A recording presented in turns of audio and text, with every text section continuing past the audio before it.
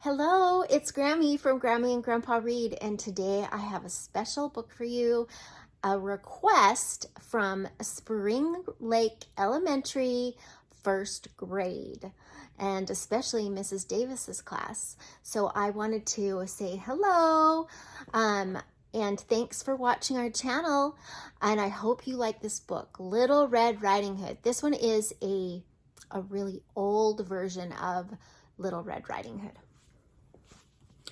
Long, long ago, a little girl lived with her mother and father in a cottage near a dark woods.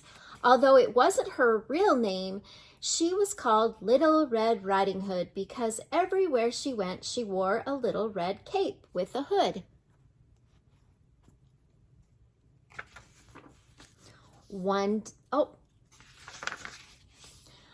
Red Riding Hood's father was a woodcutter. Every day he took his axe into the dark woods to work. Every day the little girl helped her mother tidy the rooms in the cottage and make good things to eat. One day, Little Red Riding Hood's mother said, "Take this basket of goodies to grandmother. She is sick and they will make her feel much better." The little girl loved to visit her granny. "May I stay a little while?" she asked. "Perhaps I can help her." "You may stay until sunset," said her mother. "Now hurry along, dear. Don't stop and talk to anyone on the way." Little Red Riding Hood skipped happily along the path at the edge of the woods. The squirrels and the birds chattered and sang to her. She smiled at them as she passed, but she didn't stop until some gay red flowers nodded as if to say, "Take us with you." As she stooped to pick the flowers, she heard a voice. "Well, Little Red Riding Hood, what are you doing so far away from home?" Red Riding Hood looked up to see a wicked wolf smiling at her. She was not afraid because he seemed so kind and friendly.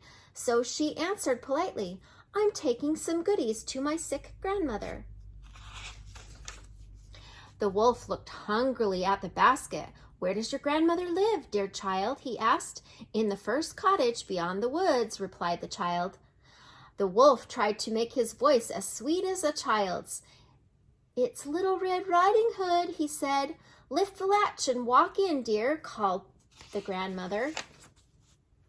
When she saw the wolf, the poor old woman screamed and jumped out of bed and hid in the closet. The wolf put on Granny's nightcap, which she had dropped in her haste. Haste means quick, which she moved quickly. When he got into the bed and waited for Little Red Riding Hood, when he heard a gentle tapping, he called in a voice he hoped would sound like grandmother, "Who is there?" "It's I, Granny," she answered the little girl. "I have a basket of goodies for you." "Lift the latch and walk in, dear," said the wolf, and he pulled the covers up around him. Little Red Riding Hood was not surprised to see her grandmother in bed, but she was surprised to see her so changed. "Oh, grandmother," she cried, "what big ears you have!" "The better to hear you with, my dear," said the wolf. "And your eyes are so big," said Little Red Riding Hood. "The better to see you with," said the wolf, and he pulled the covers higher about his head. "But grandmother," screamed the frightened child, "what big teeth you have!" "The better to eat you with," roared the wicked wolf as he sprang out of the bed and ran towards the little girl. Now the wolf had forgotten that the woodcutters were working nearby, and they heard the child screaming. As the man ran to the house, the wolf jumped out the window and ran away. The woodcutters ran after him with their axes.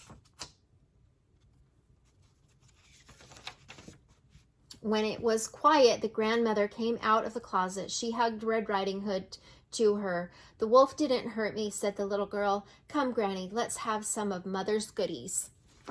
Well, she did okay, but don't talk to wolves, okay? I hope you like this book. Please subscribe to our channel, and another big shout out to the Spring Lake Elementary first grade. Have a great day.